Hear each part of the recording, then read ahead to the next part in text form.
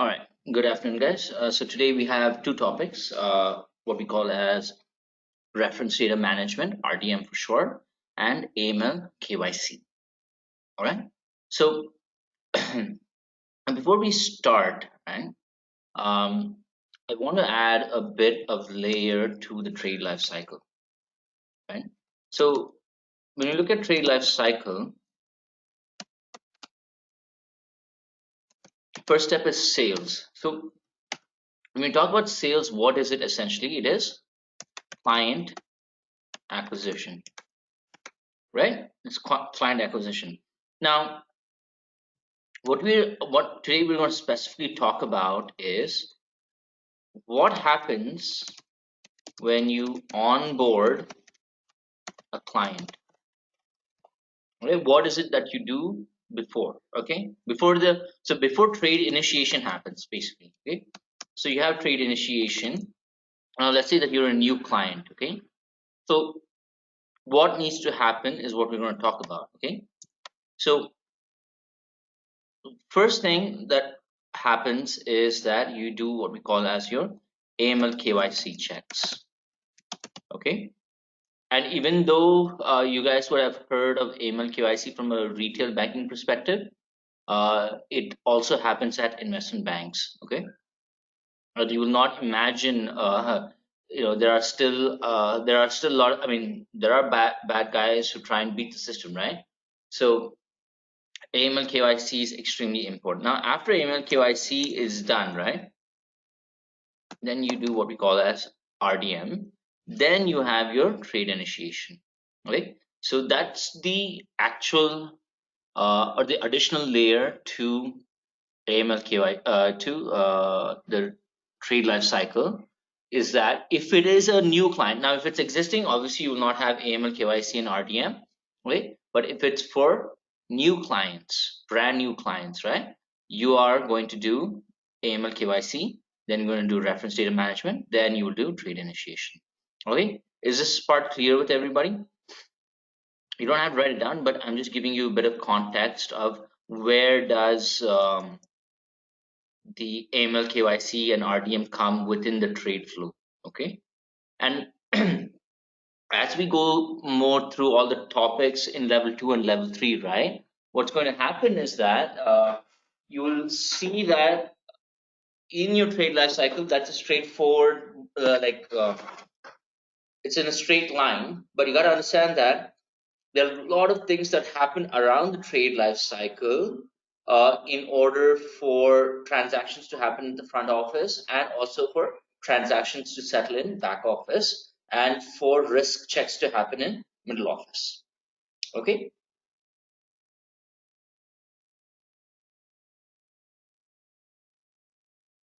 yes, no, is it clear? Okay, all right, so now let's talk about the first so what we're going to talk about now is both ideas of AML and KYC. Okay, AML and KYC. Okay, now can you guys tell me what when talk about AML KYC, right? Why is it needed? Can anyone tell me why is so? Let's break this up. Okay, so first tell me why is AML required and why is KYC required?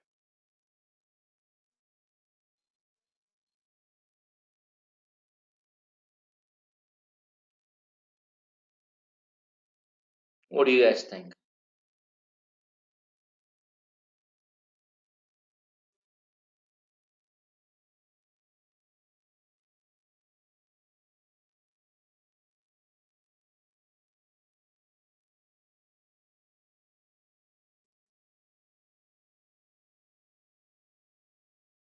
Yes, no?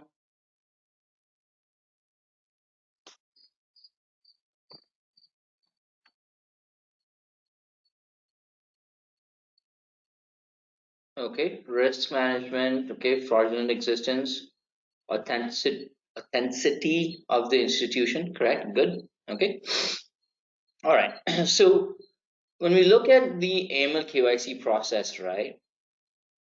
what we are basically do so basically this is what I call as the first line of defense. Okay, now you got to understand that there are a lot of bad people in the world. There's still a lot of ways to make money illegally. Okay, and these bad guys are going to use the financial system to launder that money. Okay, they're going to use the financial system to launder that money. So that is why it's very very important that banks and financial institutions, right, they do these types of checks. Okay, now before we so I've started off with AML, anti-money laundering. Okay, now before we understand AML, okay, what is money laundering mean? What does money laundering mean, if anybody can tell me?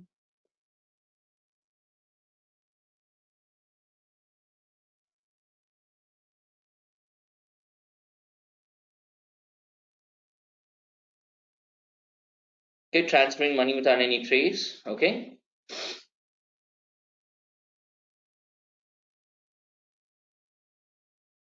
what else? Now generally the word laundering, right?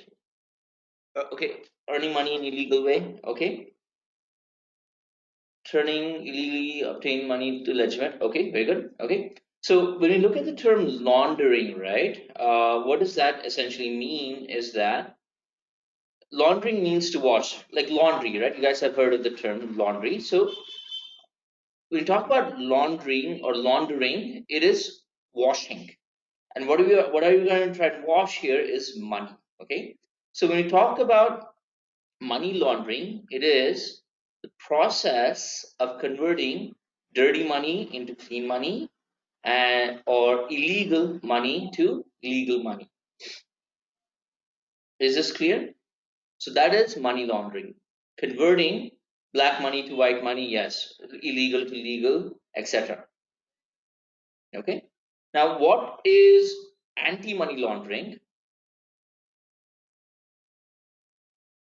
So anti-money laundering is basically putting in controls to prevent money laundering. Okay, so you see, anti means obviously the opposite, right? So when we talk about anti money laundering, we're trying to stop the money laundering from happening. Okay, now when we talk about okay, let me ask you guys this: how do you make illegal money? And this is a fun topic, right? How do you make illegal money?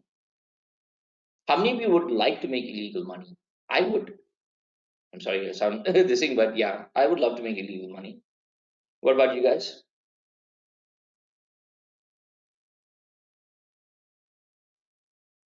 Yeah, find 10 crores. So, Imraj, if you found 10 crores, you would not take it, huh? Sort of very nice extortion, kidnapping. Okay, interesting. Yeah, all right. All right, so we'll come to that. So, now can you guys tell me how do you make illegal money?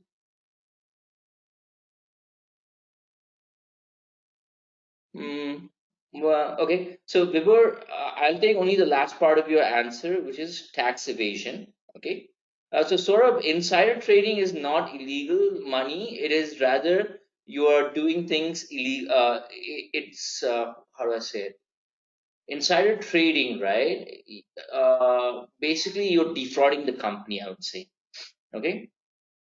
All right. So Hemraj, when you say drugs, right? What do you mean by that?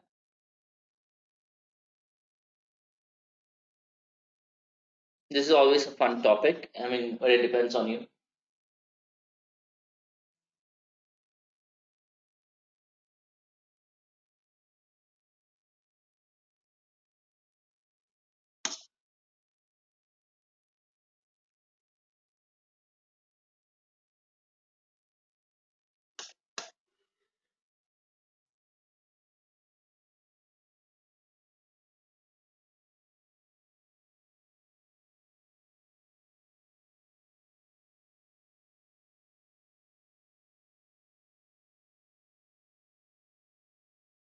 Okay.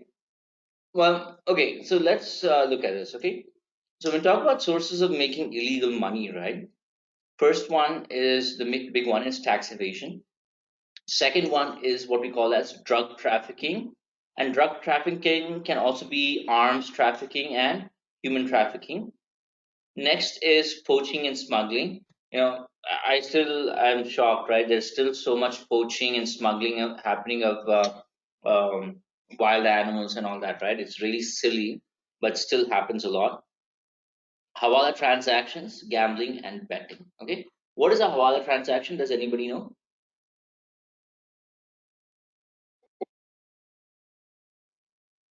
Yeah, everywhere there is sort of.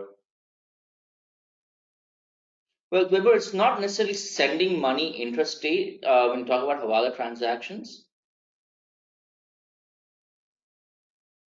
Okay, huh?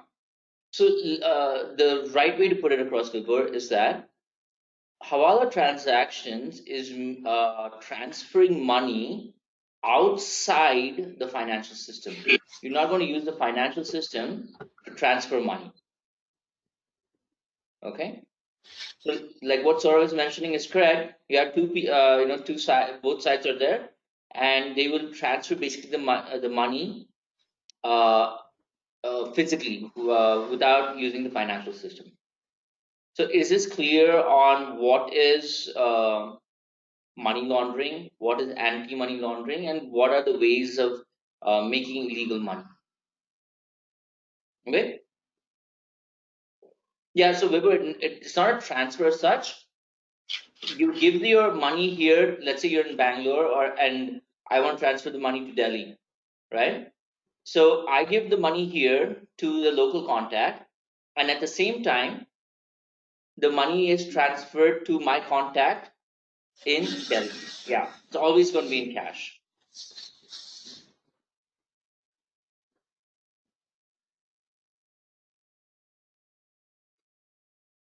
Okay, take a minute, write this down, and then we'll move on. Let me know when you're done writing.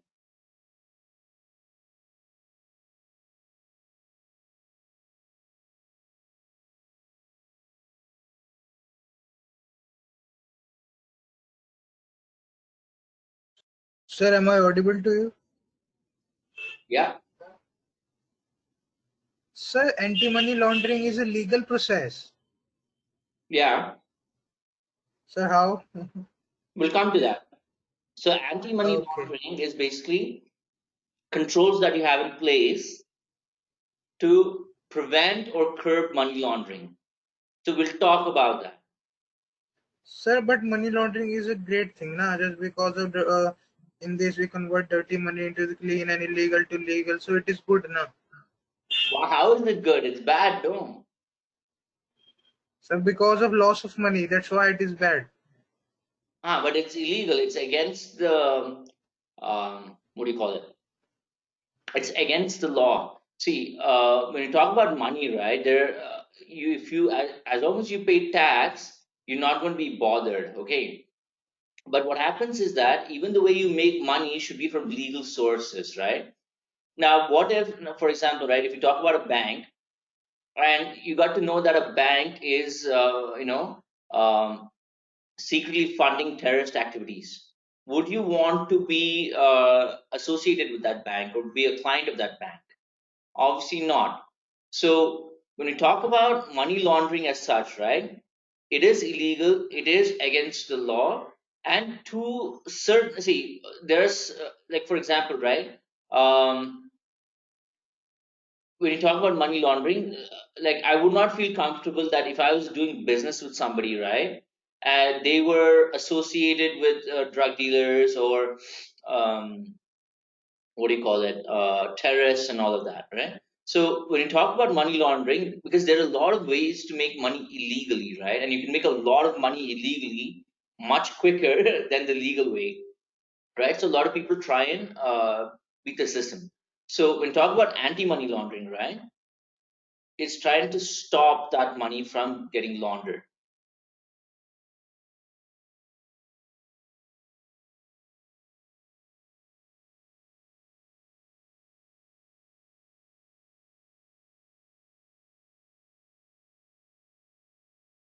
Okay, sir. Thank you. Okay.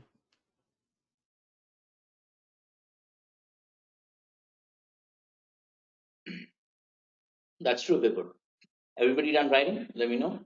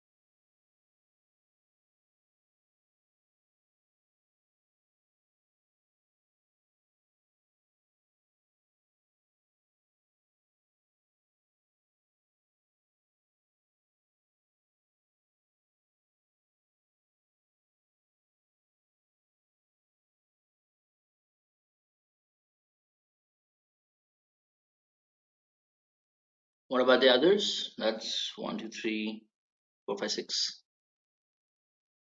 Okay. All right.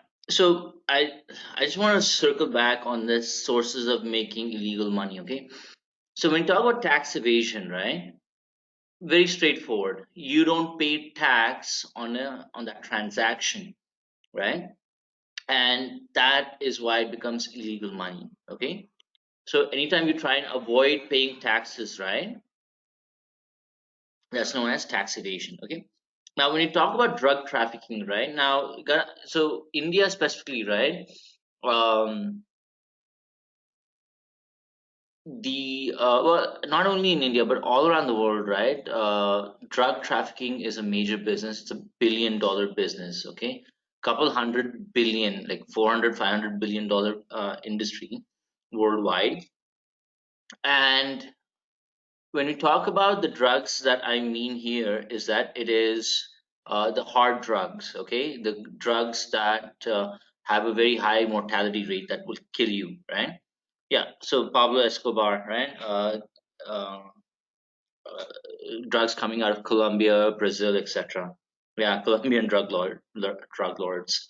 Yeah, so that is one. And here's the thing, right? When we talk about drug trafficking, some of the drugs are obviously not harmless. I mean, they are harmless. Okay, we all know what those are, and there are drugs, obviously, we know that are extremely dangerous. Okay, so but the drugs in general are considered bad by society as well as by the law. Now, but here's the interesting thing, right?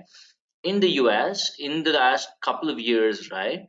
What do you call it? They have legalized certain drugs for medicinal use and for recreational use, but don't hope, don't have hope that will happen in India anytime soon. I'm guessing another 10 to 15 years. Okay, it won't happen anytime soon. But yeah, that is one aspect of it. Okay, now when you talk about human trafficking, right? You know, this always blows my mind because we're in the 21st century. We're in the year 2020. We are probably living. I know it sounds like the world looks good now, or it doesn't look good. Rather, the world doesn't look great right now, but trust me, if you guys were to read history, right, how the world was 100 years ago, 200 years ago, or 500 years ago, right, it was a horrible place to live in. Okay, uh random diseases that there were no cures for, and like, see, for example, COVID, what we're going through, right?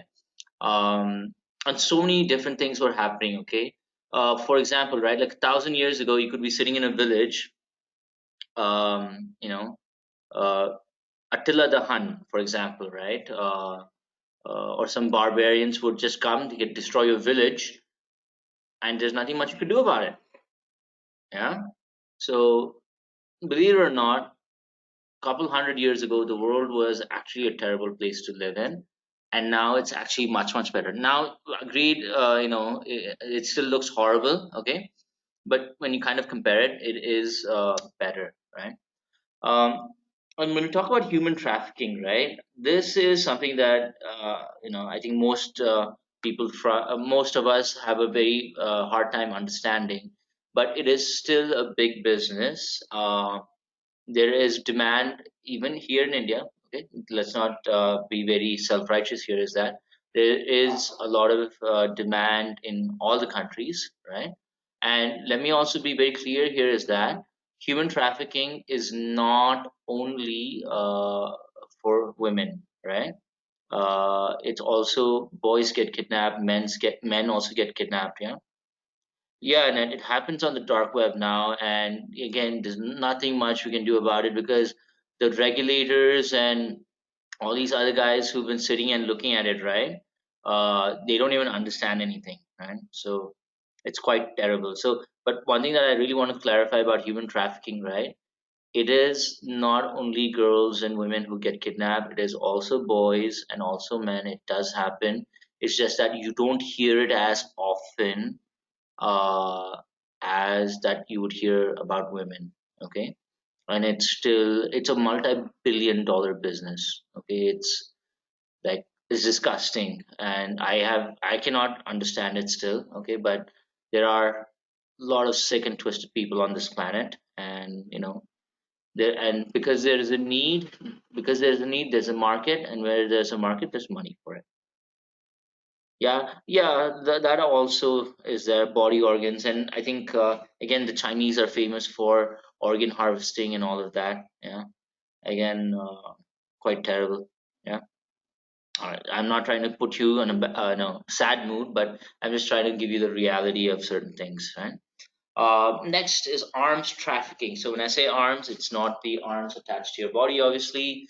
It is weapons. Okay, it's weapons and very, very powerful weapons and ammunition. Okay, now let me ask you guys a question, and let me see if you guys are able to connect the dots. So if we look back a couple of years ago, right, one of the biggest threats that was in the Middle East. Middle East was ISIS, right? Now, if you guys remember, I think most of you would have been in college and you might have seen the news and all of that. You would have seen that all these guys, right, were driving vehicles, tanks and trucks, and had rocket launchers and all these crazy weapons, even the Taliban, okay? And by the way, ISIS, right, they made the Taliban look like children. Yeah, that is how ruthless they were. Like, for me, in my mind, there's only so much negative stuff that I can handle, okay? But when the entire ISIS thing exploded, right, I read a few stories of people who escaped and all of that. I couldn't sleep actually for a few days, and I kind of had to force myself to shut myself off to that entire problem that was happening there, because I just couldn't handle it. It was just too terrible. Yeah, it was just too terrible. And I think maybe in some time when my brain gets a little bit better, I'll sit and read through the entire history of ISIS. Okay, but it was quite horrible what they did, and they made the Taliban look like children. So coming to my question is, how did these guys get a hold of tanks, rocket launchers, and thank God they did not get hands on nuclear weapons, right? But how did they get these kind of weapons? Does anybody know?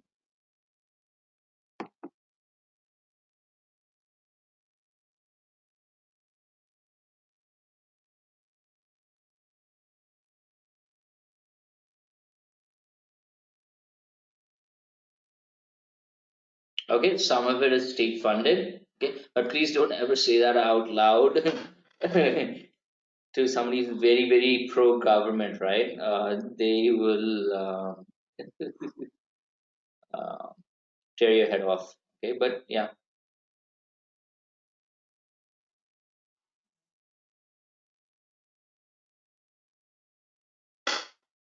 Is it? Even living in North Korea side. Yeah, I will talk about North Korea. They are sourced from militaries around the globe. Yes, international links. Russia. Yes, yes. Yeah.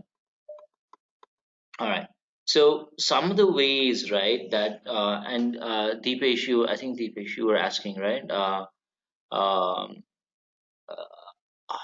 why should you do money laundering is good, right? Or you're saying that why should we stop it? But here's where it comes down to it, right? Is that you tracking that source of money, right, helps you to understand where it's coming from, and is it being used for good, for the good of people and not for bad, right? So what used to happen, so for example, right, if you talk about ISIS, when they first disbanded, I think, from Saddam Hussein's military, okay, the hardcore revolutionary guards, they created ISIS, and one of the first things that they did, right, was they took over oil fields. Okay. Okay, so Vibhor, I'll come to that. Yeah.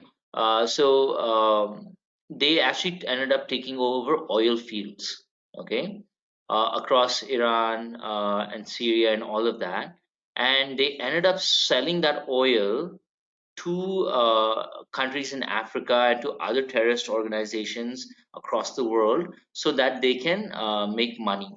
Okay, and once they started making that money, right, they were able to go to the black market and they were able to buy a tank. That blows my mind. Like, they could actually afford to buy a tank. So you can imagine, these tanks are millions and millions of dollars, but they were actually able to do that. Yeah. So arms trafficking is still a very, very big business. Okay. And it sounds terrible about what I'm going to say, but war is a very profitable business. Yeah. Yeah, yeah, yeah. There's a lot of great documentaries that you guys can watch. Yeah. Yeah. So demonetization was both good and bad. That's there. You know, I mean, there's a lot of stories around it, but from what I'm trying, so basically, what I'm trying to get at around this is that trafficking of either drugs, humans, arms, and any other things, right? It's still very, very big business, and I don't know when it's going to stop, basically. Okay. Poaching, smuggling, again, something very outdated, but elephant tusks, rhino horns. I remember seeing one. It was an elephant, like, the carving was an elephant on an elephant tusk. I mean, how silly can it be, right? But poaching and smuggling are still massive businesses. Across especially China, India, and Africa. Okay, Hawala transactions. So we talked about that, and gambling and betting. Now, when we talk about gambling and betting, right? Again, it depends on context. So, for example, I think in most of the major cities, right, you have Racecourse Road, and, like, for example, in Bangalore, right, Racecourse Road, they actually have horse racing here. Okay, and you can go and bet on on horses, and it's not a problem. Okay, but when you talk about, let's say, betting on a cricket match, that's not that's not possible. Yeah, so this online casinos, right? So I don't know how they were able to structure it, okay? But somehow, you can play poker and rummy and a few other games, right? Yeah, bet 365. Oh no, wait, I know how they do it. Yeah, yeah, yeah. So actually, with bet 365, right? And a lot of these other games, they're actually registered in the UK. Yeah, in UK, they are actually, it's illegal to gamble in the UK. So what happens is that, see, it's a website, so the government has not responded to this, right? And plus, you're doing it in another country, so the government doesn't bother. So what you do is that you do an online transfer to Bet365, and when you make money and when you try and bring it back, right, it will not show, instead of it coming as a credit to your bank account, you can get it as a Amazon gift voucher or something else that is in the form of cash. Okay, so what ends up happening is that the government is really not bothered, and anyway, at the end of the day, it's your money that you're losing, so they don't really bother much. Yeah, but gambling and betting is still a big business. Yeah, yeah, because house always wins, right? So I don't know if you guys know what the term house means, but house basically means the casino owner. So they obviously will win most of the time. Yeah, yeah, yeah. You will lose money. Yeah, never bet against the house. Better to stick with trading, because at least in trading, right, you are controlling. I mean, you've analyzed it. You know the odds, and you can make something out of it. Yeah, true. But if you like Vibhor, so for he's saying that you have 52% chance of winning, but if you sell option contracts, right, you actually have a 66% chance of winning. So so that way financial markets probabilities are a little bit better. Okay, all right. So okay, cool, Vibhor. Nice. We should all definitely have a catch up one of these days. All right, cool. Let's move on, and let's not get sidetracked here. Okay. Fine. Now let's move on to the next thing. Yes, yes, it definitely looks like that. Yeah.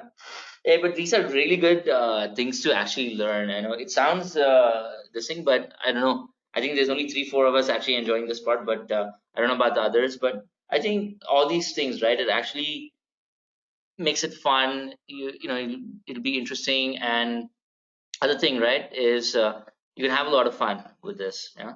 Okay. So okay, let's come back. Right. So now let's talk about the steps to money laundering. Okay, so how does money laundering actually happen? Okay, now there are three steps in money laundering. Okay, first one is what we call as placing or placement. Okay, where you introduce the black money into the financial system. Okay, and under placement you have two methods, what we call as structuring and smurfing. Okay, so when you talk about structuring, you deposit the money under the threshold. Okay, so what does that threshold mean? So, for example, in India, if you deposit anything below 50,000 rupees, right, you don't have to give a PAN card. And if you have if you have a good relationship with the bank and a long outstanding relationship with the bank, right?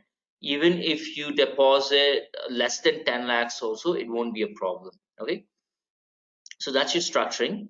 Smurfing means that you deposit the money in other people's account. Okay, so when you do placing and then under placing, you either choose both the methods or one of the methods, structuring and smurfing. What happens is that you create a layer between yourself and your source of income. Okay, so that's what we call as layering, step two. And the third step is what we call as integration. Okay. Now, integration is the successful conversion of black money to white money. These are the steps in money laundering. So, Arpit, as far as I know, right, I don't think they do. I could be wrong. Maybe Vibur has a better idea of it. But from what I remember, and this was like a while back, right? So they would generally not credit the money back into your account because technically, gambling is illegal in India, gambling and betting. Okay. So rather, what they would do is give not cash, but something like a gift card where you would end up buying something anyway. Yeah, that's why I'm saying I could be wrong, but when I was doing my research and reading about it, right, that's what I remember hearing. I could be wrong, but that's what I remember. Okay. Yes, Anurag. So when you talk about smurfing, right, basically you're using other people, mules, okay, mules to actually launder your money. Okay. So are we clear with the steps to money laundering money? Placing. Under placing, you have structuring and smurfing. Now, because you do structuring and smurfing, a layer gets created between you and the black money. Okay. And then integration is the successful conversion of black money to white money. Okay. Now, I want to give you guys a bit of homework so that because I enjoy teaching this topic, and I think it's a little, I think it's fun, and it also helps you to be creative. A lot of people think, right, in finance you cannot be creative, but I really disagree with that. Yeah, finance is about numbers, but you can actually be extremely creative. Yeah, you can actually be extremely creative in finance. Everything, I mean, obviously in accounts you can be creative, but you can be creative in capital markets, you can be creative in operations, you can do a lot of different things. Yeah. So I'm going to give you a two-step homework. Okay. First is, I want you guys to research the current trends in money laundering. What's happening? Okay. In the world right now. Now you got to understand that whatever you see or read about in terms of the current trends in money laundering, those trends have been discovered and maybe are no longer in use. Okay, now why I say maybe no longer in use, because they might be using a different method already, or it's the same thing, but they might be using it in a different way. Because see, if money laundering methods are easily discoverable or you can make one up, right, other people use it, and then you'll have a lot of illegal money getting converted, right? So that's why you guys need to know what's happening currently in the industry, in the world, about the recent trends in money laundering. Okay, that's the first one. Now, let's say that, and please use imagination in this part.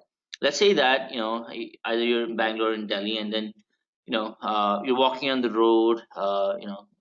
Weather is nice, so if you like going for a walk, and there's COVID, so everything is kind of in lockdown. So you have the road to all by yourself, and when you are walking by, right, you see that there's a bag of money. I mean, you see a bag. Okay, you see a bag there, and you think, hey, you know what? Why is there such a big bag sitting there? Yeah. So if you're like me, more than what I would think about something like money or gold being found in a bag, actually I'm very paranoid. I would think that there might be a bomb, or there might be puppies. I love dogs, so maybe somebody dumped puppies, put them in the bag, and ran off, etc. So I would get very curious, and I would go open the bag just to make sure that it's not a bomb or there are no cute puppies inside, right? So that's the first thing. Now, since there's no bomb, there is no cute puppies. What I do see is dollar bills, $100 bills, lots and lots of them. Okay. Now, my first question to all of you is, if you found a bag of money with lots and lots of $100 bills, would you take it? Again, it's not an ethics class. I will take it. What about you? So, Vibur, I'll come to your question. Let me just finish this train of thought. How many of you would take this bag of money?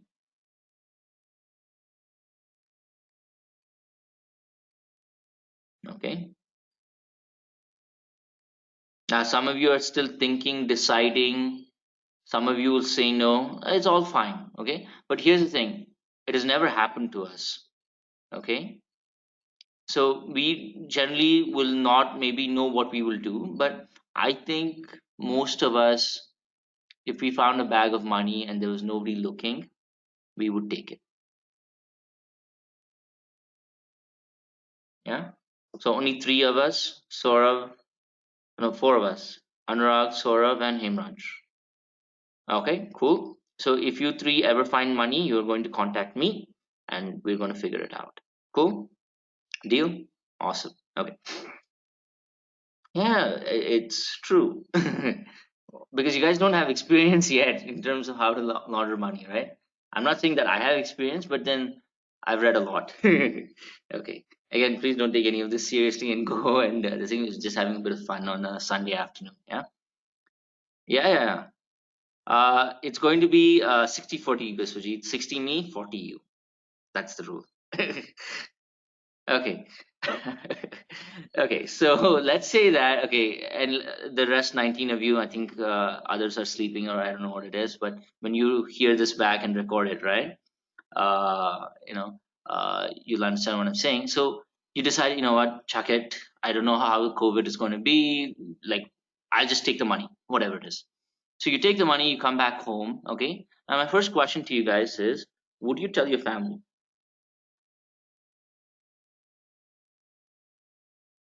Very good, Biswajit. Very good, Anurag. Yeah, me too. I wouldn't say anything.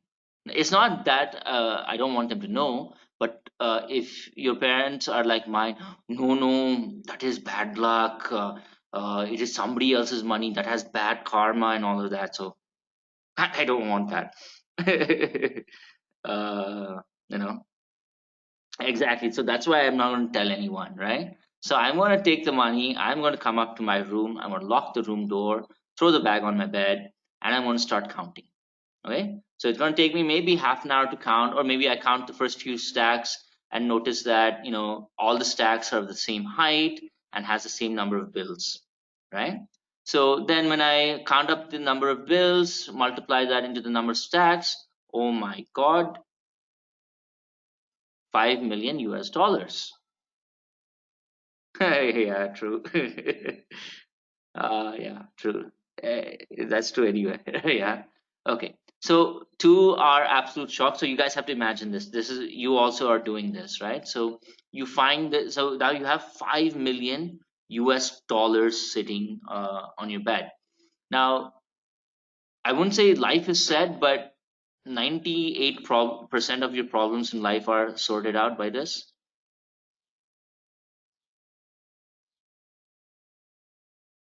Yes or no? $5 million.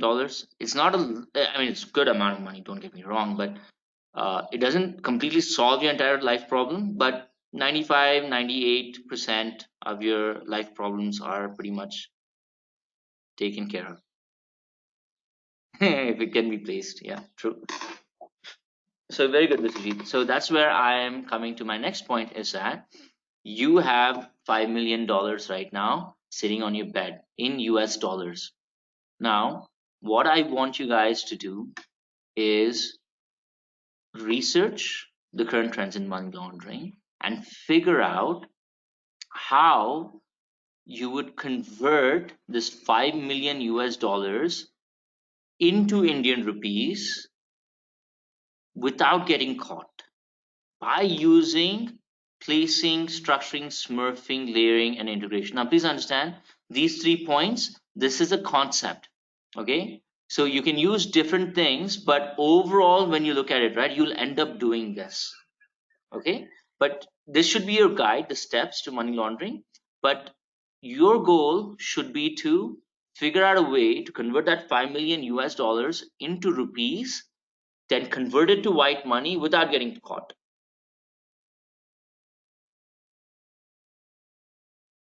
Yes.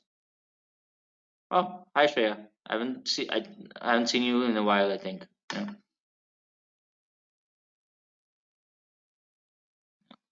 So that's your homework. Yes, we have Saurav for that.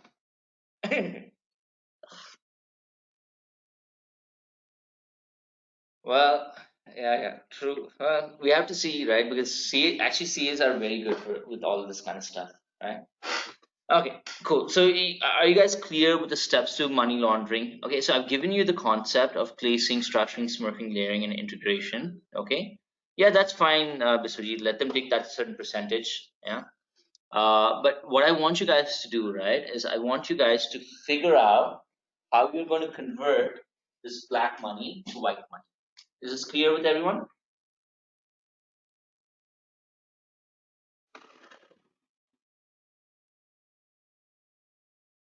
Okay. So take a minute, write the steps to money laundering. Have you guys written it? No, right?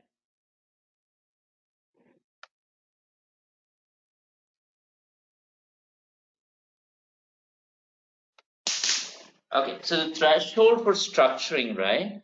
Um, so it depends, but largely, if it's below 50 in India, it's 50,000 rupees. So anything less than 50,000, you don't have to give a PAN card, right? Anything beyond that, then you have to give a PAN card. But now let's say that you're a regular customer and you don't and you are they see large amount of transactions in your account, and that is your normal behavior. then even if it's less than 10 lakhs also, it won't be a problem.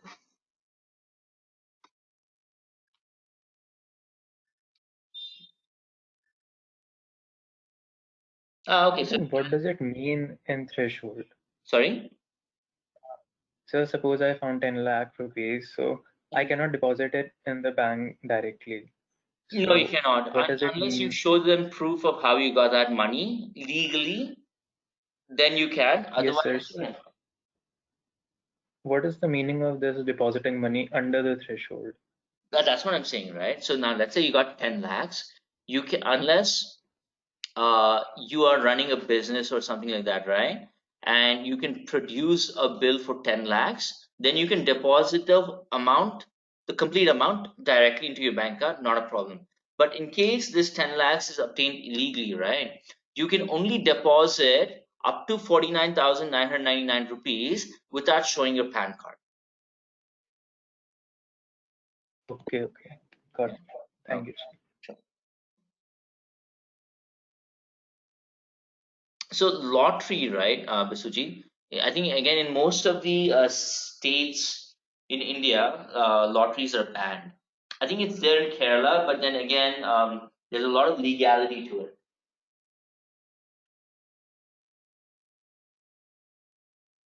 So see how lottery works is well, again it's random, right? So for example, let's say we talk about numbers, okay? So you pick a specific set of numbers. If those numbers are what comes out from the lottery, right, you will get money. Okay, you will get money for that. Okay, now in India, I think Kerala is the only place that lotteries are legal, but I think in the rest of the countries, rest of the states, lotteries are illegal. Yeah? Does that answer your question, Mr.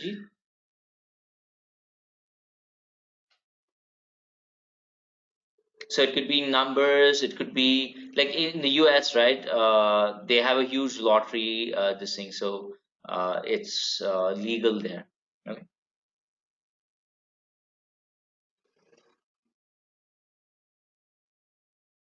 Okay, take a minute, write this down, and then we'll move on to KYC.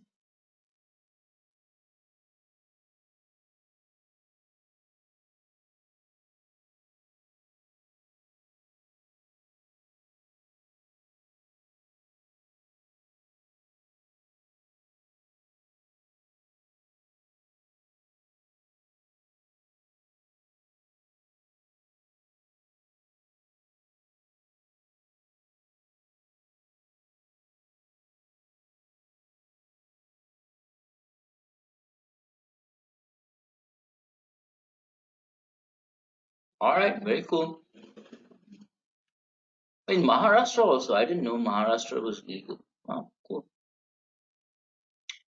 Sure, Shreya.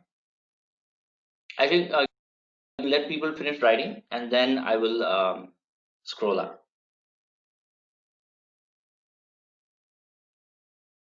Oh, okay. Hang on. Take a picture then.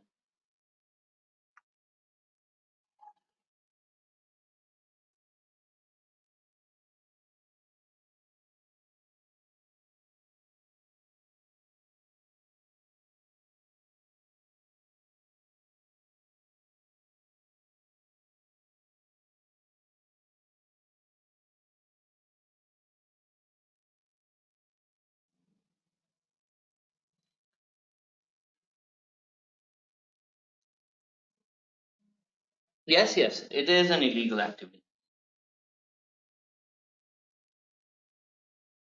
See, Deepesh, let's take this 10 lakh rupees what Vibur was talking about, right?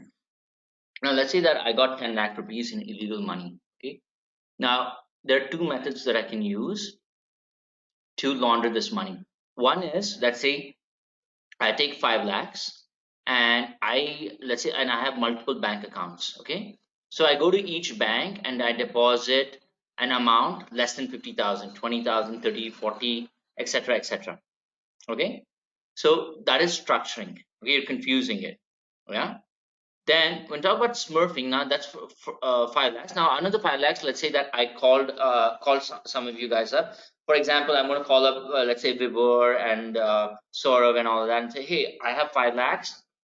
I'm going to give it to you, and I want you to hold on to that money. And after a few weeks, after a few months, I want you to start transferring that money. So that's what we mean by smurfing. Okay. So I send the money to you, and you send the money back to me. And if anybody asks me where I got this money from, I can always say, hey, Vibor wanted money for, he wanted to take a loan because he wanted to study further, so I gave it to him, and then he just transferred the money back to me. So that is why when you do structuring smurfing, right, you create a layer between yourself and the source of income. You're eliminating it. Is this clear with everybody? Yeah, demonetization, all this happened. A lot of my friends called me, said that, let me use your account. I said no. Yeah, because what happens is if you get caught, right, even though it's their money, but it's your account, you're going to get in trouble. Yeah. Or let me know when you're done, and then we'll move on to the next part. So, Dipesh, when you do structuring and smurfing, you're confusing everybody about where you got the money from. So, you are creating a layer between you and the black money. So, that is what we mean by layering, creating a layer between you and the black money. And integration is when it successfully comes back into your account.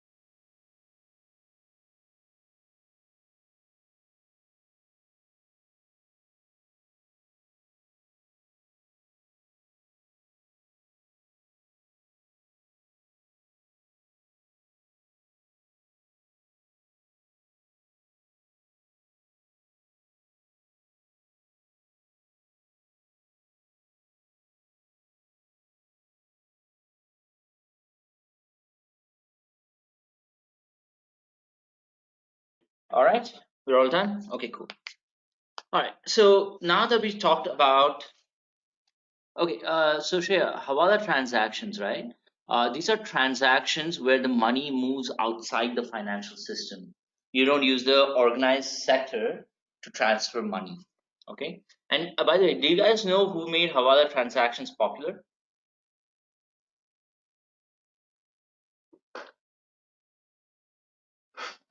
Still one of the most wanted people in Indian history. I think still alive also. Yep, very good. Dawood Ibrahim. It was the pioneer of Hawala transactions.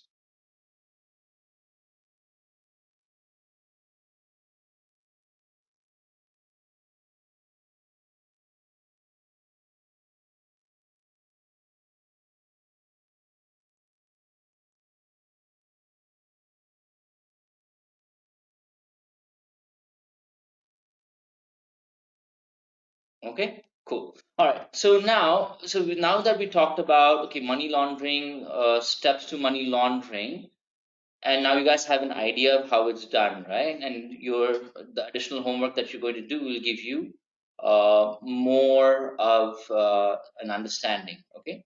Now, one of the ways that what do you call it? One of the ways that you can put a control on this is what we call is the KYC process. Okay. By doing the KYC process, you can eliminate the bad guys coming into your bank. Okay. Now, again, I want to reiterate the KYC process. Okay. It happens in retail banks, commercial banks. It also happens in investment banks. Okay. Now, apart from banking sector, do you guys know of any other sector where AML KYCs or KYC is done?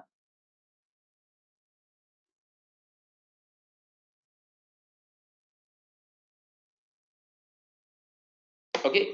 Capital markets. Yes.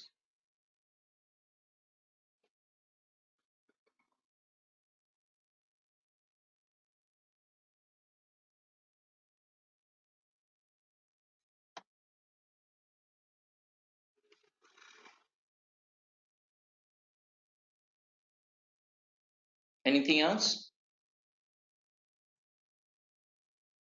Apart from DMAT, where else is KYC done? Okay, mutual funds, fine. Anything else? Okay, customs, yeah, okay, customs and duties, okay. Online payment processing, no, but all that anyway. So when you have an account, right? So for example, if you use Paytm, Google, and all, or Google, right? It's already linked to your bank account, and your bank has already done the KYC, right? Okay, ITR filing, okay. But okay, I want you guys to think a little bit of this thing as well. One of the biggest, well, one area that they used to not do KYC, but they did start doing it was after the 26/11 terrorist attacks in Mumbai. Yeah. So if you guys remember, during that time, right, terrorists were able to freely talk to each other using their own cellular network, right?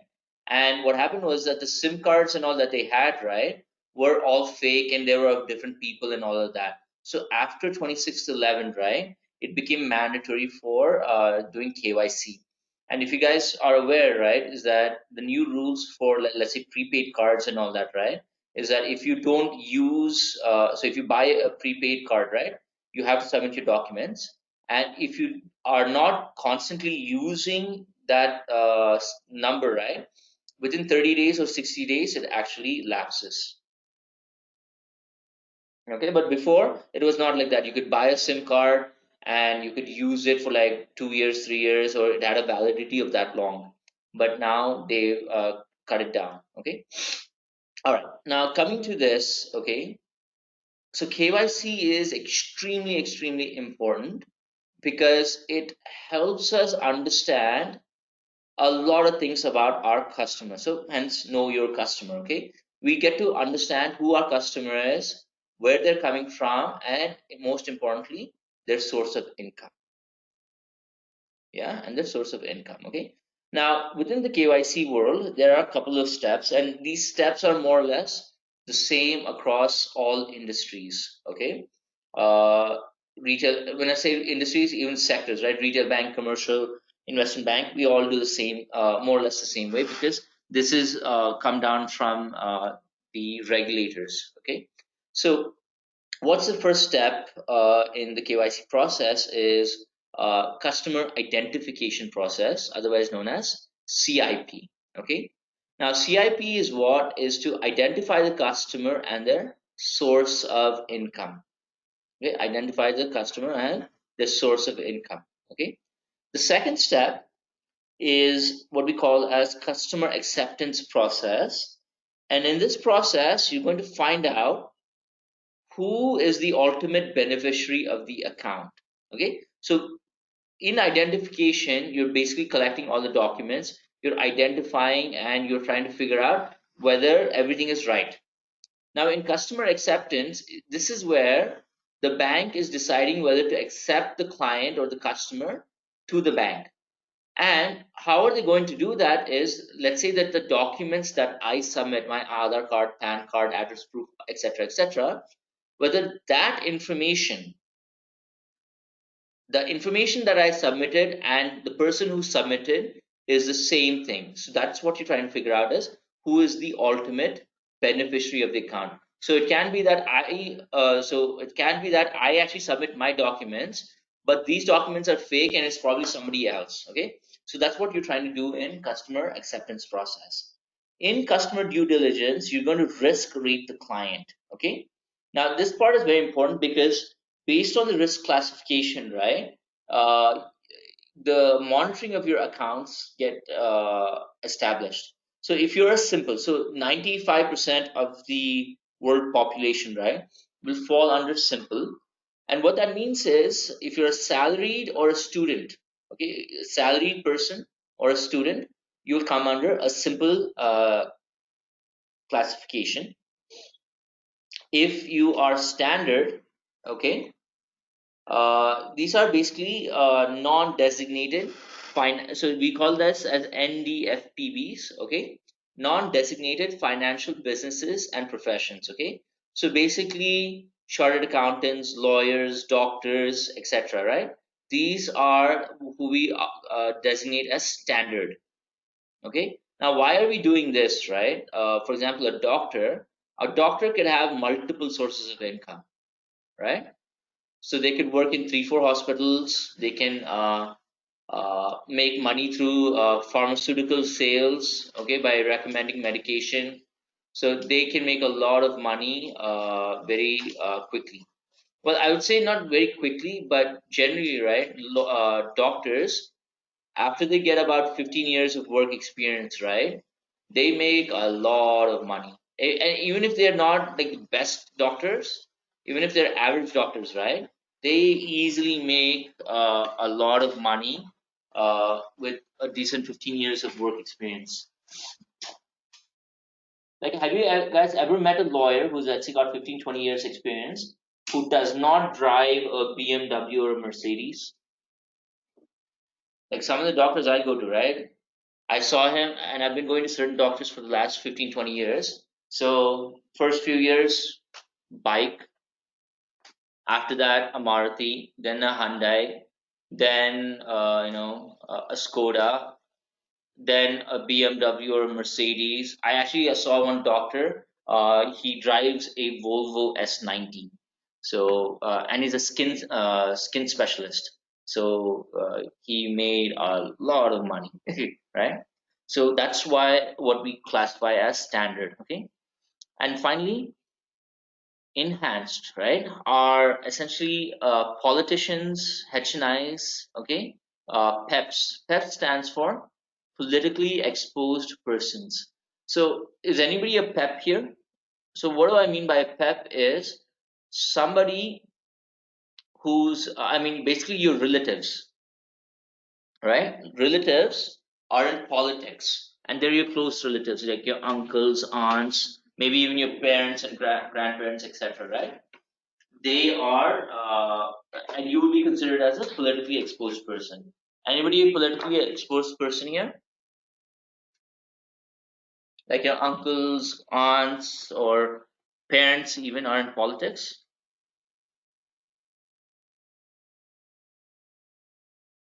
No?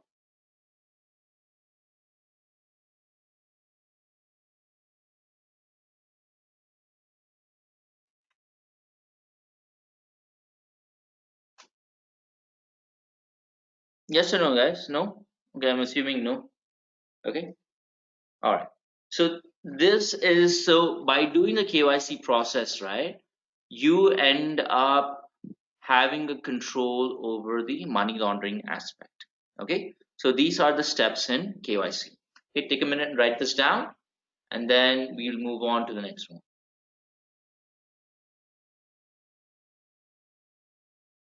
So please explain the step 2, customer acceptance process once So again. yeah, so customer acceptance process, right? is basically they validate the documents that you have submitted to find out that the documents and you are the same person.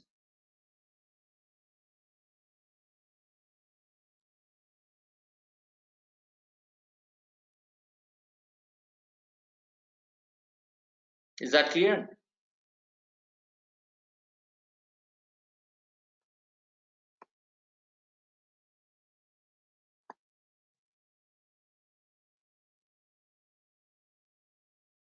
Okay. All right. So Vibhor, basically you're assigning a risk classification to your customer. Okay. Now, let me add something here. So when we talk about a simple classification, right? What you're basically doing is that you are, as a bank, right? You are not going to keep monitoring their accounts very strictly if there are simple classification. So for me, for example, right, I have only one source of income. I work for a company called Emarticus, headquartered in Bombay, and my salary comes from there. So it's a very straight, linear way to track the money. Okay. So that's why they're not going to monitor my account as closely. Now, let's say that if I am a lawyer or a doctor, right, they have to monitor my account a little bit more closely because I can make money from multiple sources, and in that, I can potentially use the banking system to make to launder the illegal money. Okay.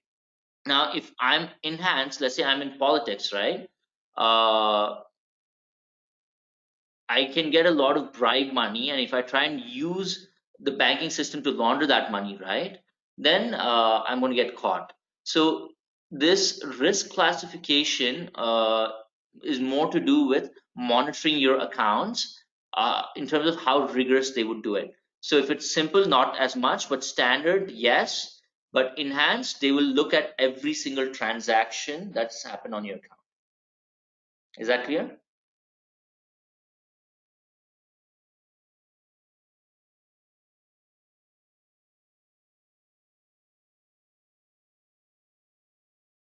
Okay, take a minute, write this down, and then we'll move on.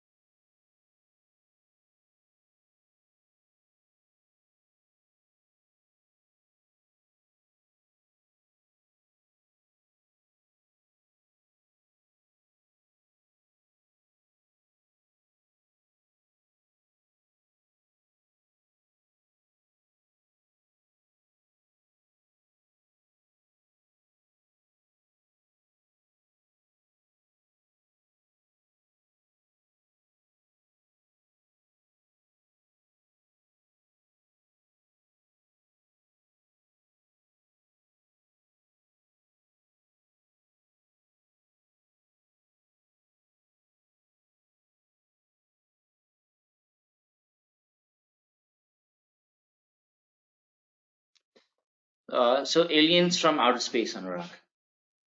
No, no, just joking. It's just basically people from other countries, non-residents.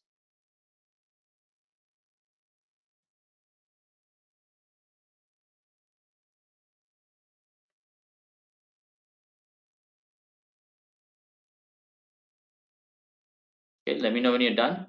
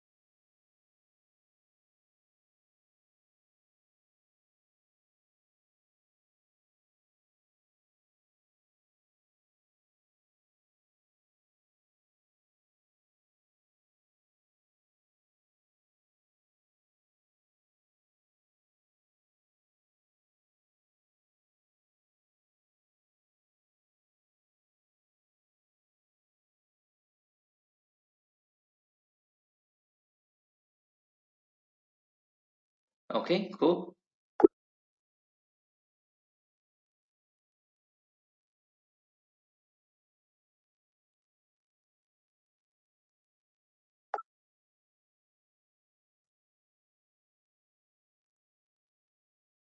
Okay, let's move on. Okay. Now, a couple of other things that are important in the AML KYC process. Okay. So the first one is what we call as the foreign of oh sorry Office of Foreign Asset Control. Okay, Office of Foreign Asset Control. uh, it's otherwise known as OFAC for short. Okay, now the Office of Foreign Asset Control is a entity within the US Treasury Department. Okay, within the US Treasury Department, and their job is to monitor all transactions. Okay, not only not monitor, but they basically have a watch list of all known terrorists, people and businessmen in the world. Okay, so what happens is when we talk about this OFAC list, right, all payment systems, okay, even India has, we have our own system. So all payment systems at banks, right, they are linked to the OFAC list. So what that means is that what if a bad guy actually beat the AML KYC process in stage one, right? So what happens is the OFAC list is your last line of defense.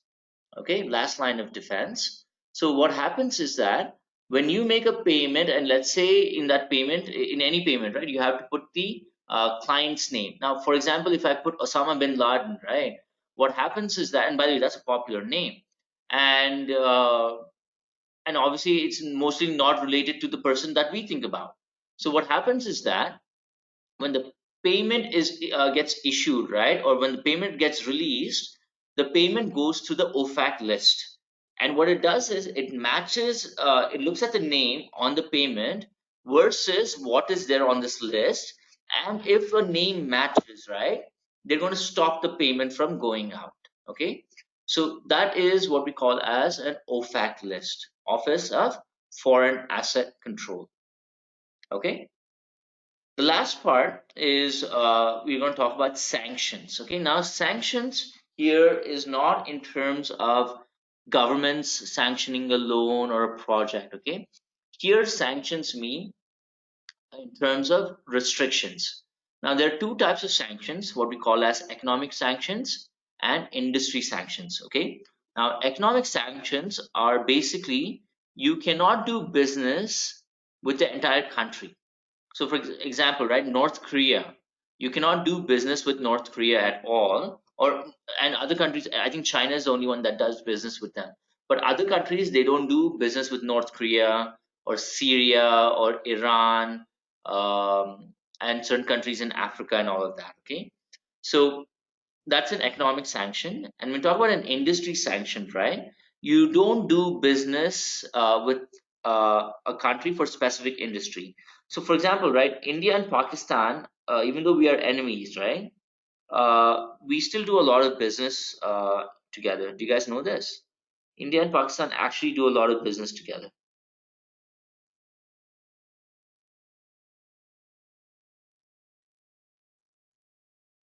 Yeah, we do, right? So, but what happens is that we have a industry sanction on them against defense. So they cannot buy defense weapons or materials from India, okay? Because they can turn around and use it on our own soldiers. So that doesn't make sense, right? So when you talk about sanctions, it can happen at an economic sanction, which is the entire country, or you can do it at an industry level. So now, how do you end up on the sanction list? Okay, there are three main reasons. A country or an individual is known or suspected of money laundering. Okay, so there are countries, believe it or not, that help money launderers. Okay, a lot of, for example, Caribbean countries, like Caribbean islands. What else? Countries in Africa, Middle East, and all that, right? They actually do a lot of money laundering for the bad guys. Okay, countries in South America like Colombia and Brazil and all of that. Yeah, yeah, Panama Papers. So if you guys ever want to read the most craziest story on money laundering, right? You guys should read something called as the Panama Papers. It is amazing. It's like you would have never thought of it. It's an amazing, amazing story, and you guys should definitely read that. And I think there's a documentary as well on it. Yeah, but yeah, yes, Mossack Fonseca. Yeah, yeah. And that's the fun part, right? Even not only see not only Indian celebrities, but even football players, all these guys got exposed to it. Now, here's the thing, right? When all these celebrities, right, because they make a lot of money, right? They trust the CAs, they trust people that around them to do their job ethically, so that they don't get in trouble. But do you really think that Amitabh Bachchan knows what is in Panama and where he's invested his money? No way, right? So, you know, even if you're supremely rich, right, you should be handling your own money, or rather, you should know where everything is so that it's better to manage. Yeah. All right. So known or suspected of money laundering, and known or suspected of financial terrorism. Okay. Essentially, of financing terrorist activities. Okay. And the last one is to improve the moral conditions of a country. Okay. Now, what we mean by this is that there are a lot of countries. Okay. Now, we generally think India is, not a great country. There's too many problems. There's this, there's that. Agreed. Okay. But there are countries in the world that is worse than India. Okay. And one of those countries, and I think somebody had mentioned it before, is North Korea. So you guys should actually read about North Korea. It is, what do I say, a completely crazy place. It's a completely crazy country. They have their own calendar system. Okay, what I mean by that is, according to them, the current year is some year 236 or 240. Okay, so they don't use the Georgian calendar that we use, which is we're right now in July 5th, 2020. Okay, so they use their own calendar. They have one TV channel. They have one radio, I think. They have one website only, nothing else. Um, you are allowed to get a haircut only in 21 styles. Okay, there's 21 styles that is approved to get a haircut. You can only get in that, nothing else. Yeah, there are a lot of documentaries on YouTube. You guys should watch it. It's it'll really make you feel glad that you're in India, and you can to a large extent do whatever you want. You are not allowed to watch English movies, Western movies. Yeah. Yeah, and they're tax free, but I don't think there's any money itself in that country. Yeah, they are tax free. Okay. What else? A lot of crazy things in that country. Yeah. So, and the thing is, because it's a dictatorship, right? The supreme leader of North Korea uh, treats uh, what do you call it? Treats the people very badly, right? Because there, if you misbehave or you break the rules, right? It's pretty much straight execution. Like you get shot in the head, yeah, and that's it, yeah. Most people are extremely poor. They have just barely enough to eat. They basically don't have any industry. Their only business partner is China. You know, yeah, it's amazing, right? Because see, they don't let anybody into that country, and nobody goes out of the country, so they are uh, this thing. Okay, that's the joke. Yeah, I remember reading that joke. Yeah, yeah. So they solve problems the old-fashioned way. Okay, yeah. I mean, I don't agree to it, but then the issue got solved. Yeah, but yeah, I wouldn't personally want to live in North Korea. It's just like a terrible place. Yeah. All right. So are we clear with what is OFAC list? Okay. So when I'm talking about this OFAC list, right, let me kind of illustrate this to you. So you are in an IB, let's say IB settlements team. Okay. Now you have a payment system. Okay. And you need to make a payment to a client. Now let's say if the client's name is, let's say, some terrorist name or whatever it is, right?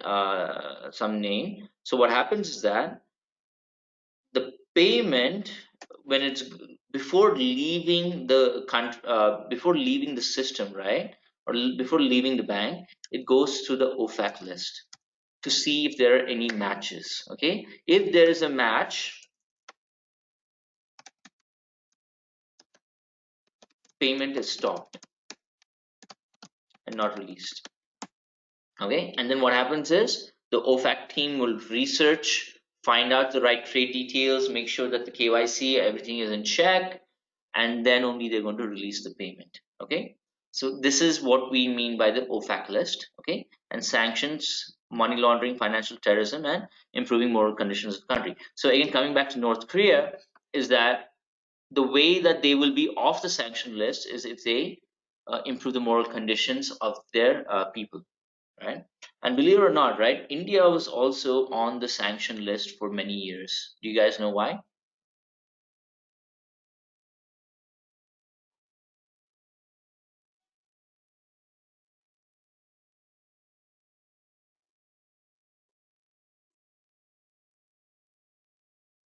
It was not economic sanctions, it was industry sanctions. If you guys remember, in the late 90s, what did India do that shocked the world? No, no, it was in the late 90s. I think some of you probably were not even born yet.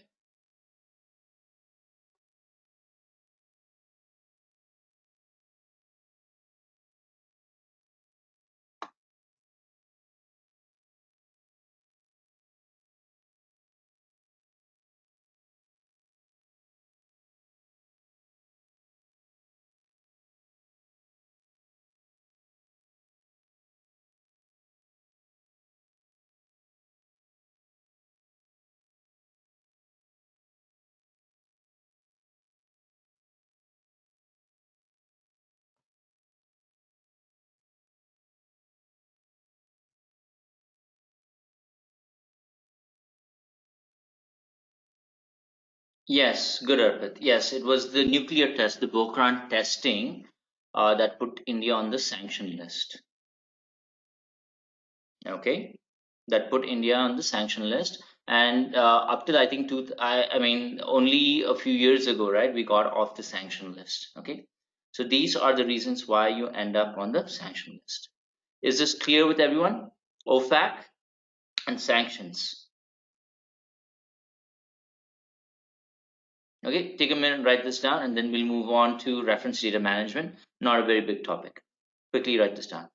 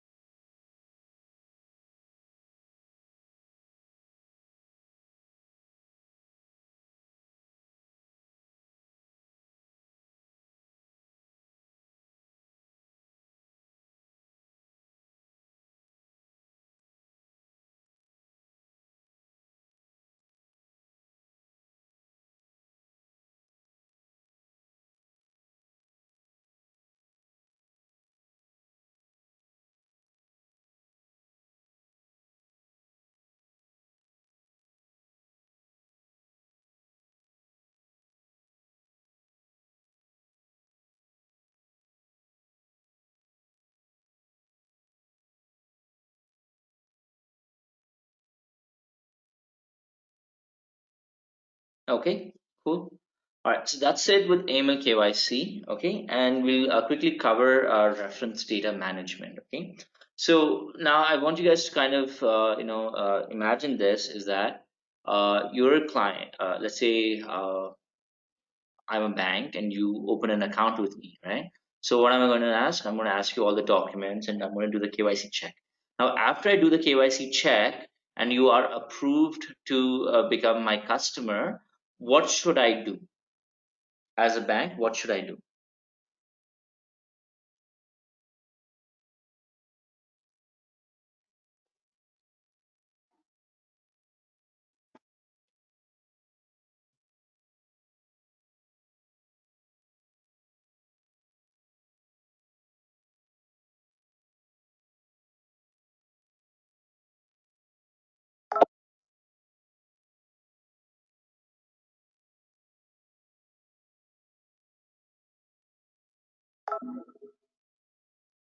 Guys, what do you think I should do after?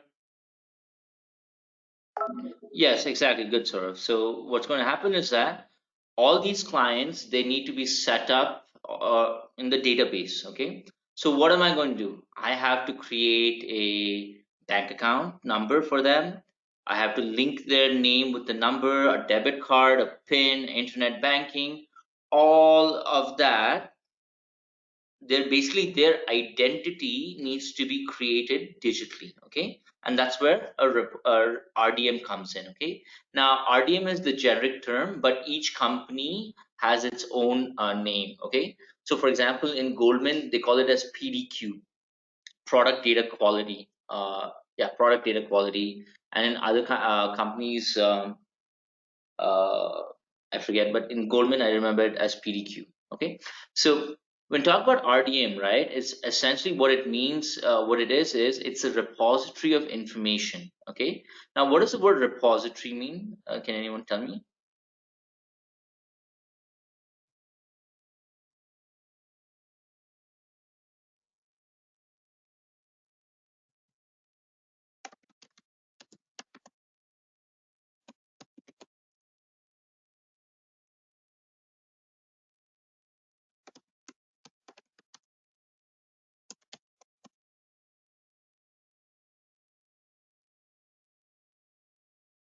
Okay, well, when you talk about a repository, yeah, it's a storage house, it's a library. Okay, it's a library of information.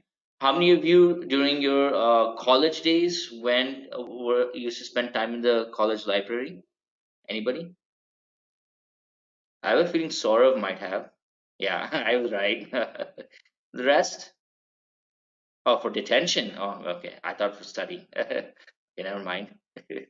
What about the others? How many of you used to spend time in the library? Yeah, I mean, at least to read and all of that. Like, I didn't have too many friends because I was really weird and all of that. So I used to go sit in the library and I used to read once in a while, etc. Yeah. All right. So when talk about a repository, right, or RDM, basically it's a repository of information maintained by all financial institutions. Okay, Deepesh, 2 days. Used to read psychology. Very good. Understanding human behavior will help you to get far in life. Yeah. All right. So now, when we talk about data, right, there are essentially two types of data. Okay. Do you guys know what it is? What are the two types of data?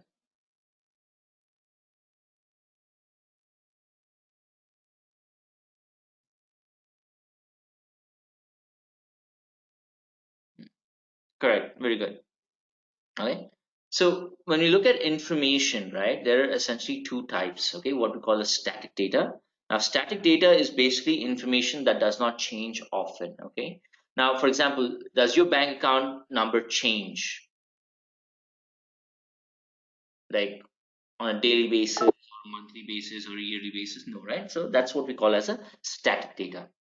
Now, a dynamic data is something that changes constantly. Can anybody give me an example of what changes constantly?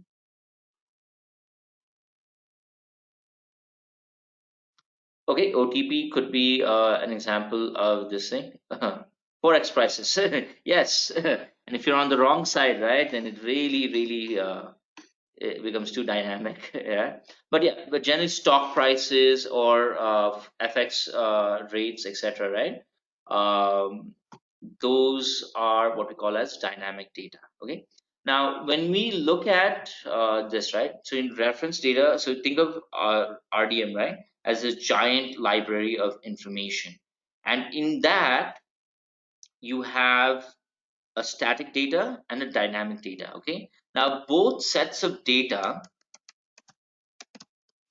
okay, is used by everyone in the bank. Okay, from the front office person to the middle office to the back office to compliance to legal, to the directors to even the security, right, they all use that information. Okay, now when and let me also clarify one thing, right? So when we talk about where you guys will be working, right, largely it will be in the capital market space. Okay, you'll be working in the capital market space, and because the capital markets is so dynamic, right, data is probably the most important thing. Okay, now what happens is that uh, on a daily basis, right, investment banks get data from external vendors.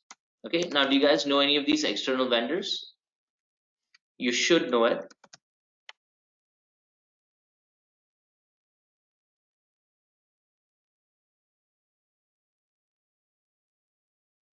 Exactly, good. Yeah, good. Jackson. Yeah. So yeah, Bloomberg, uh, FactSet, okay, Thomson Reuters,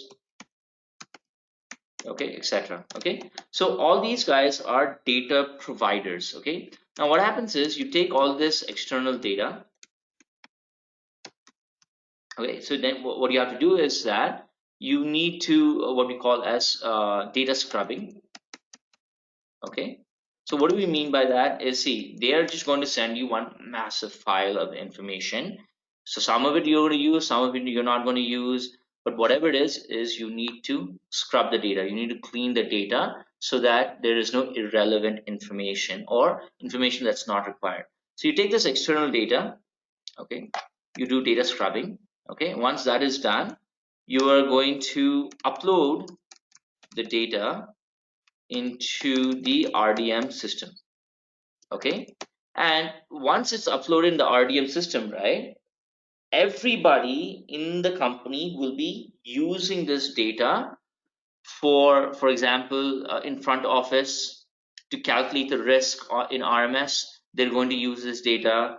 For the guy who's sitting in settlements team to get the SSIs, right, they're going to use this data. Okay, so the job, right, is pretty straightforward. You get data, you upload it, you have system issues, you fix it, but the idea is you have to move like tons and tons of information in and out of the company. Okay, or in and out of the systems or out of the investment bank. Okay, now from an investment bank perspective, there are certain key pieces of information that they require on a daily basis to this thing to do their work. Okay, so the first one, of course, is actually take a minute and write this down, and then we'll go to the different data setups. Take a minute and write this down.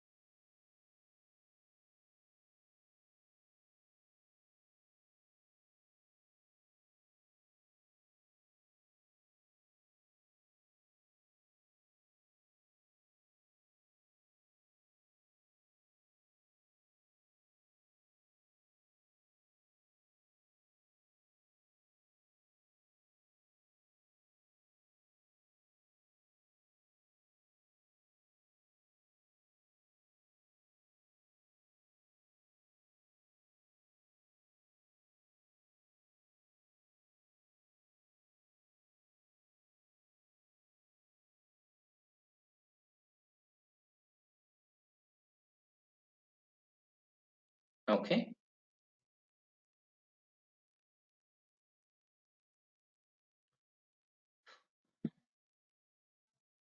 Okay.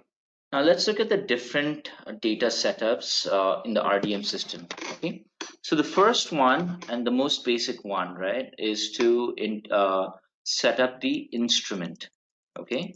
So when we talk about the instrument, right, what are we talking about? Okay. So instrument is the first classification. Under that, what is the type of instrument? Equity, fixed income, futures, options, derivatives, OTC derivatives, etc. What's the name of the security? What's the ISIN or the QSIP?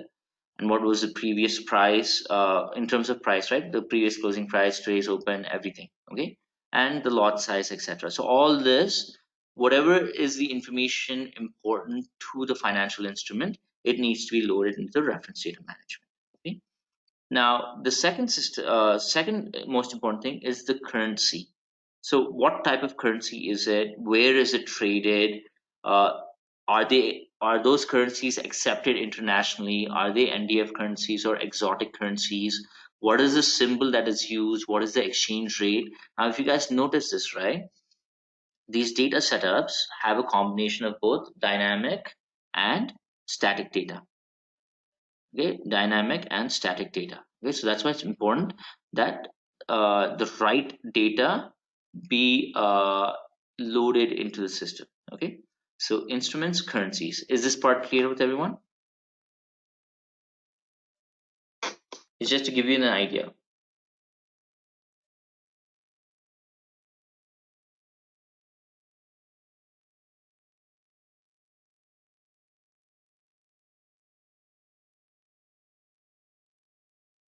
Okay, all right, take a minute, write this down quickly, and then we'll look at a few more.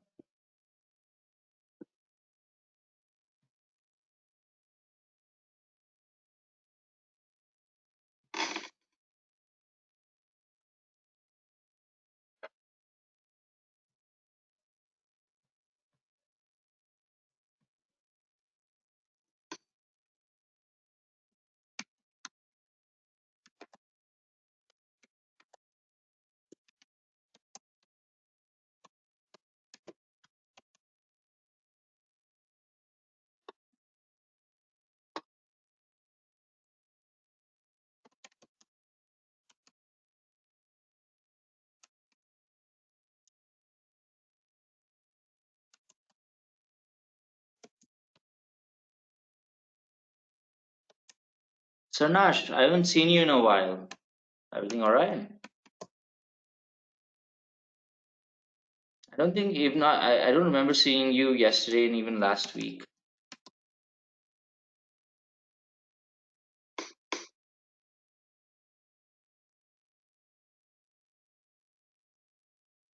Oh, congratulations, Saurav. Oh, okay.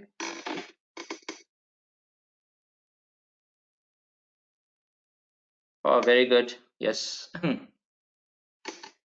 You're free. Yeah. See, the thing is, when so humans know we're like really weird, is that we would like to stay at home as much as we can and not really go out. But when somebody tells us you cannot go out, that's when you actually want to go out, right? Okay, Sanash. Okay.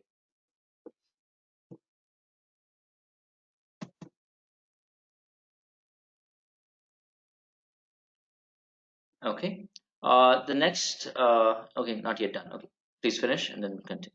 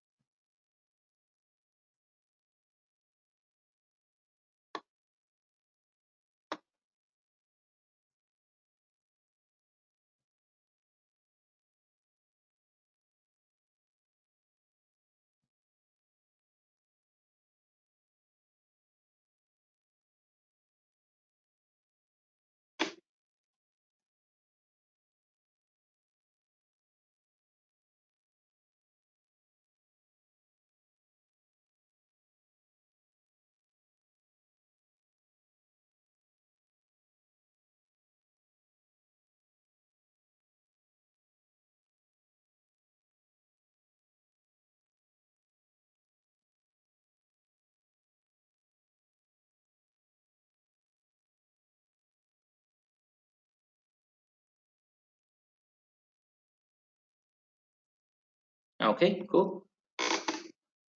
All right. So we did the instruments, we did the currencies. So the next two logical things, right, is to set up the market. Okay. So when we talk about the market, right, we're talking about what type of market are we going to trade in?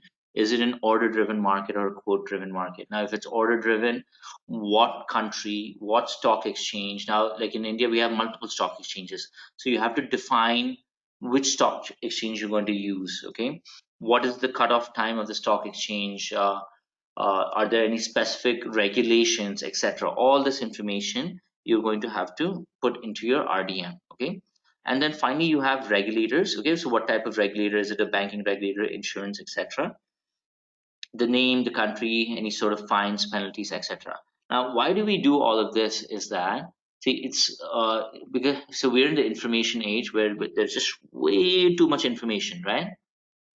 You have obviously a lot on the internet, then you have a lot on YouTube, podcasts, television, news, Netflix. Even Netflix has some great stuff that you can learn, right? So, but the problem is that there's so much information that we look at on a daily basis. So that's why you need to put you basically need to warehouse all of this information or store it somewhere so that you can easily recall that information. So that's the idea with RDM. So now how is this plays a role within the investment banking world, right, is that the RDM teams, their job is to manage the entire data of the entire bank. Okay, so they have to ensure that customer accounts are being generated correctly, uh, the SSIs are correctly updated, instrument codes are correct, everything basically has to be correct. Okay, now what happens generally, right? So if you guys remember, did we talked about settlements? No. So next week we'll talk about a topic called settlements. Okay. So there are times when a transaction will fail to settle in the market, and generally 90 to 95% of that time, right, of why a uh, transaction will fail is because there's wrong information. Okay. Now, how I want you guys to understand reference data management is that in order for a, transaction or a company to work efficiently, right? The data has to be 100% accurate. Okay, it cannot be 99.99%. That's not going to cut it. It has to be 100% data accuracy. Okay, and because you get 100% data, the goal is that, but obviously in real life you don't get 100%, but you strive towards that. And when you get closer and closer to being more efficient with your data, right, that means you can actually um, process information faster. You'll be able to make payments faster, settle transactions faster. Everything happens when everything happens more efficiently when your data is 100% in place. Yeah. So is this clear with everyone in terms of the different types of data setups? So instruments, currencies, markets. So this is just a sample setup that I'm giving you. Okay. So you can have client details, you can have custodian details, bank details, and all of this within the investment bank. Okay. You can have different entities also set up inside the RDM, right? So everything basically that is related, right, will be set up in the RDM system. Okay. Is this clear with everyone?